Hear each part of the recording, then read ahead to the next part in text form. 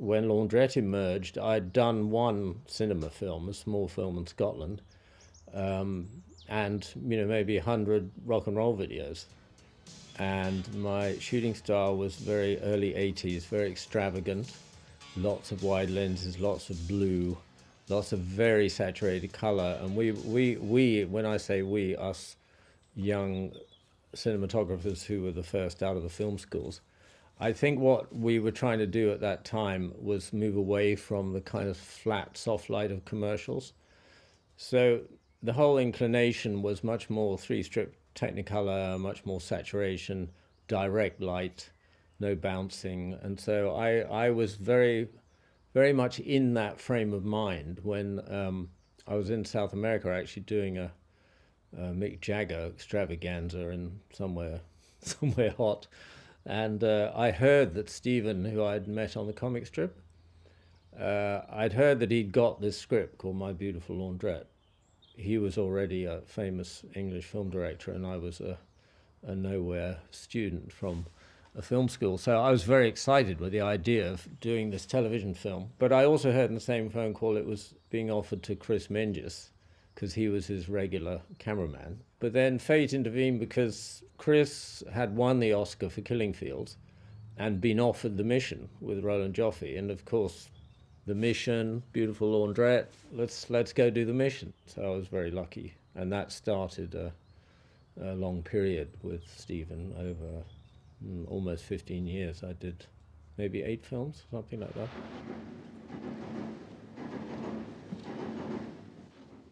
From a cinematography point of view, I always knew that people like Al Mendros and Nick Vist and those really naturalistic DPs were the ones I loved. I loved photography to disappear in the film. That's always been my aim and intention, is that you shouldn't watch the photography. Although, when I look at My Beautiful Laundrette now, what is it, 30 years later or something, I can see that that is quite stylized, a lot more stylized than what I started doing 10 years later. So to some extent, I kind of look at it and think, oh, what happened? And what I can see in Laundrette actually is a kind of transition for me. I sort of struggle to leave behind some of the colors and ideas about shooting that I've become used to in doing all these years of rock and roll. It was part of the period where I would use quite extravagant color in a way that I no longer do. And lighting color on color, like if you saw something green at night and you wanted it greener, you'd put a green gel on the light and make the green greener.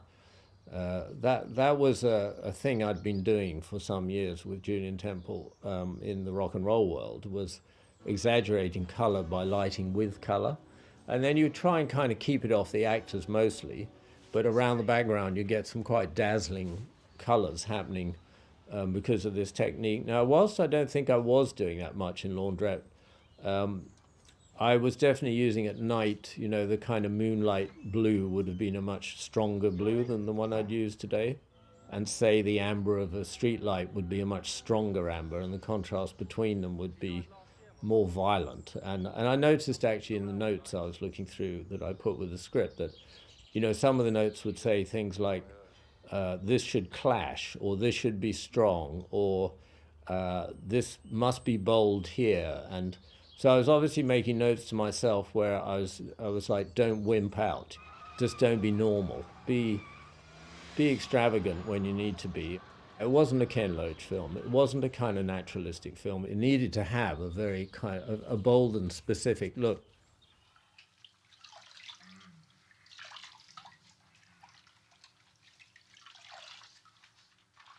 I knew it was a bold film. I hadn't shot men kissing and stuff at that point. There was a time 5 years later when Stephen and I think when we did The Grifters, we were shocked when a man kissed a woman. And we looked at each other and went, oh, this is new. Because we'd done My Beautiful Laundrette, Sammy and Rosie, Prick Up Your Ears. So we seemed to be the go-to for guy movies that kissed each other.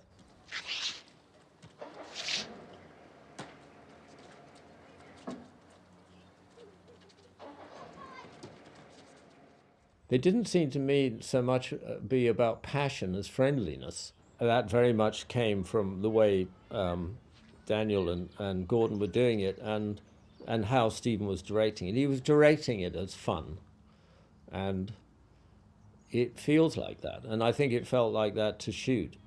In fact, you know, when Daniel did the thing with the champagne and then dripped it in his mouth, I don't think any of us knew he was going to do that. I think we got the shot sorted out, and Stephen said, "Oh, well, you'll kiss him here," and you know, and then he just did it. And that was very typical of the way most things developed that we were shooting. That the on-set atmosphere of the film was extremely good.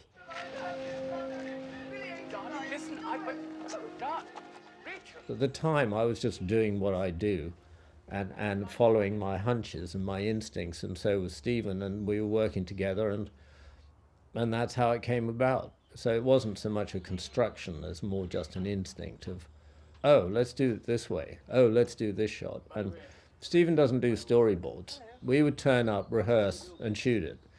And then the shooting, the specific lighting and camera placement and so on, was very much born of the action, born on the day.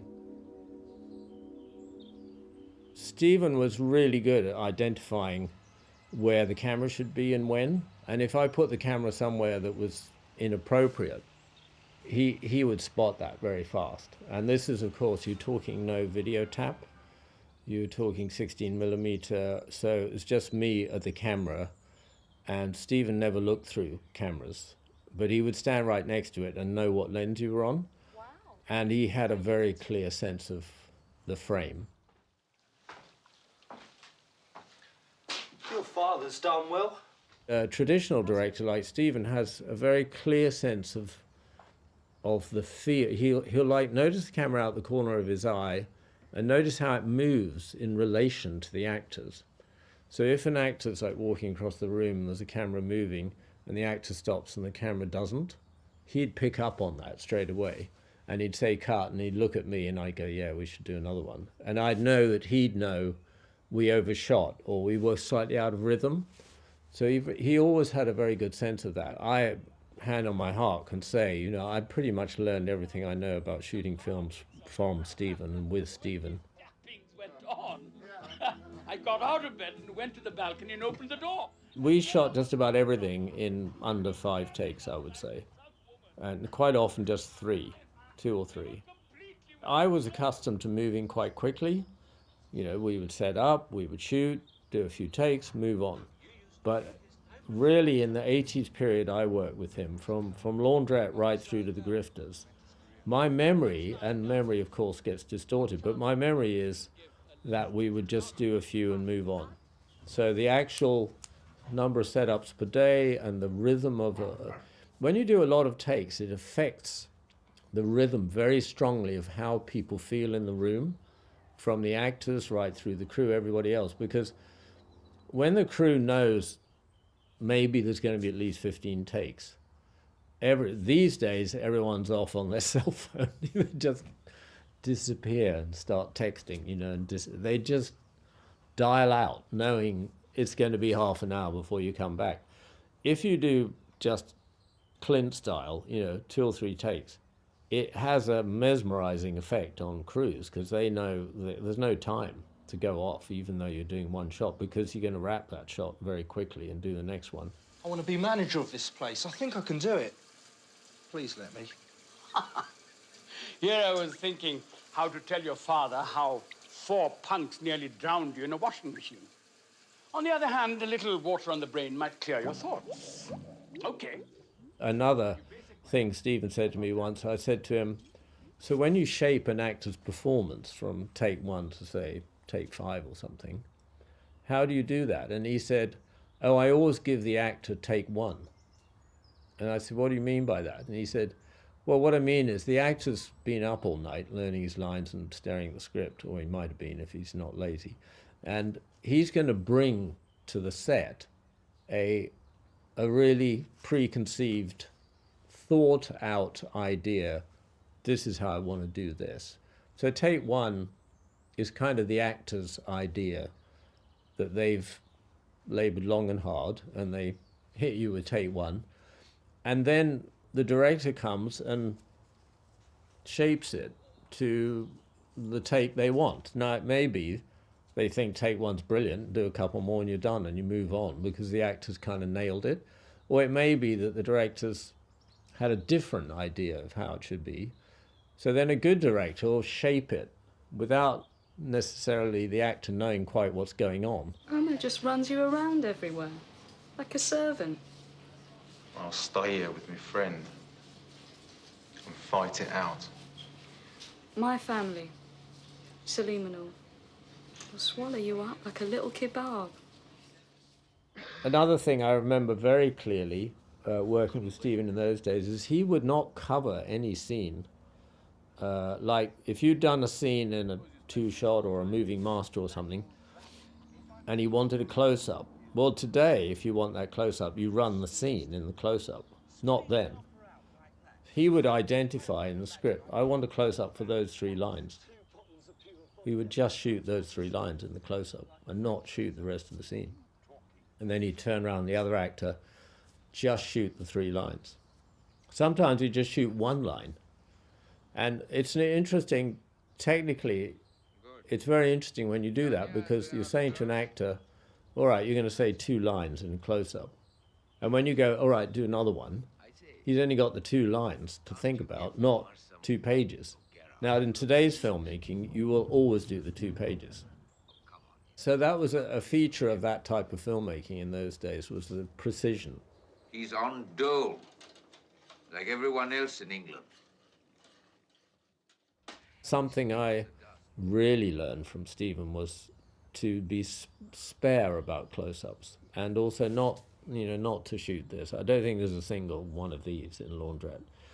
So the great thing about the close-up is that it's like hitting the drum in the orchestra or something. Just if you keep it a little bit back and then go there when you really need it, then it'll have more impact.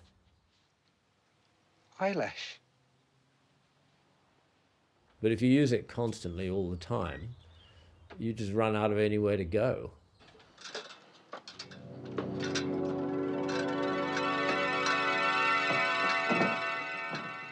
One of the things that happened was that 16mm film stock in those days was really good if it was slow, the slow stock. So the one that was 100 ASA looked good on TV and, as it turned out, looked okay in the cinema. Now, I do remember having this thought about the night work, because we had some night work outside the Laundrette, and there was some night stuff in the movie. And I did a little test with the faster stock, because that was 400 ASA or something. And I looked at it and I thought, this looks awful, because this isn't Super 16, this is regular old standard 16. And I just thought it looked grainy and horrid. And so I kind of looked at the night work we were going to do and figured, well, I can just get some more lights and I'll use the slow stock. So when in post-production, or actually after release, or whenever it was, somebody decided this is going in the cinema, it was a massive relief to me that I hadn't used the fast stock, because that really would have looked pretty awful. Vauxhall, as it's called in London, that wasn't a great neighborhood back in the day. There were units who'd filmed down there and had ball bearings dropped on their heads from, the top of blocks of flats. So it wasn't a fun place to be in terms of, we're not talking St. John's Wood here, we're talking rough London. And I think that really helped us all feel the sensibility of this world, this Laundrette and this street, and that kind of gang feeling. And a lot of the spatial elements really fell into place by choosing that building. And the glass, the reflections in the glass, there were lots of great stuff that we wouldn't, if that had been a set, it just wouldn't have had the same feeling at all. And all the beating up stuff outside with the car and things. It was all very real feeling. We had very little studio work. I'm not sure there's any actually, but I expect there is. But it was a real location-based film. He was a friend once, for years. It's very effective in Roshan's apartment there. I mean, that whole thing with the train is fantastic. Just everything about a real place, if it matches the script, is a tremendous benefit to a film. Where did you go? You just disappeared. Drinking I went. With me old mates. It ain't illegal. I've always been fascinated by the way light interacts, both in terms of sunlight and daylight, and particularly with city light. City light, I used to, when I first went to New York, I used to kind of be in some apartment and stare at the ceiling and see all that, what was going on in the street 5 stories down would be happening on the ceiling, you know, that the way it moves and the color and the kind of shapes that you get. And I've always loved shooting through things with the reflections on windows, but in terms of city light, you know, you really the world's available of your imagination, because in cities you have all colors and all kinds of light, and they move and they reflect. So you can base urban lighting on just observation in a city. Now, when you try and do that on a film and get it right, it's actually not so easy. But if you can get it right, it feels very authentic, because most people, they don't study light. It's extraordinary, actually, how only really painters and cinematographers and photographers study light, actually step back and go, oh, I'm going to look at the light. But when a member of the public watches a film, they're looking at light. It is light. I mean, the very, very essence of a film is light. You're projecting light, and it consists of black, white, and color. So an artist, you know, would say, as a found object, film is light, and nothing else.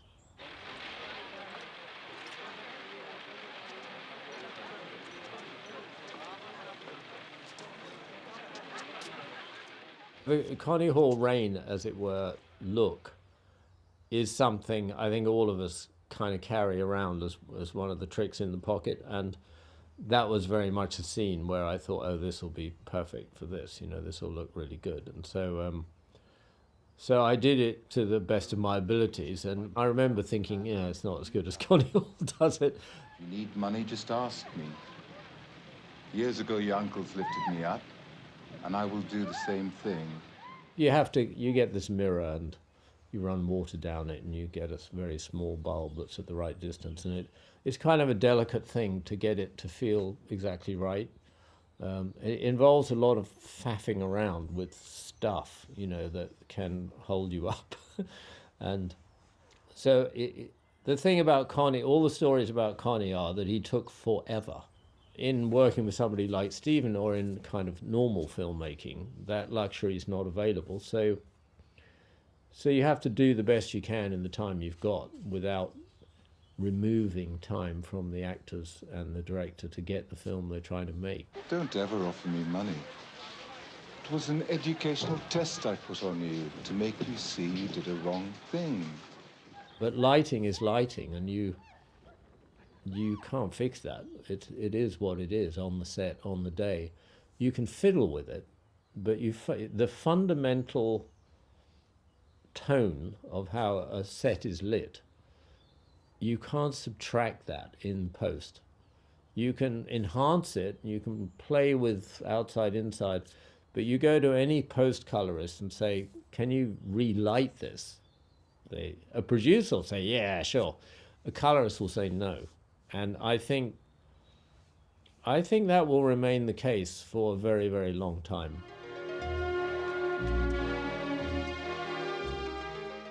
Films that stand up historically, it's mysterious, isn't it? I find it very mysterious. I don't know why Laundrette's a good film, and I don't know why The Grifters is a good film. I also don't know why several others of the 50-odd movies I've shot are not good films, because quite often you'll have a great director or a great script or a great actor, and you'll all go forth and do your best work and end up with something that doesn't work. And there's a lot, to me, there's a huge amount of mystery into what makes a great film. So if you think about when you actually shoot a film and you're actually there on set, I don't think any of us know. You just don't know whether you're making a good film or you aren't. What you do know is that you try as hard as you possibly can, everybody in all departments, to make the best possible film you can make. But the actual summation of, well, is it good? If somebody says to me, oh, do you think that's going to be any good? And I'm working on a film, I just go, I have no idea.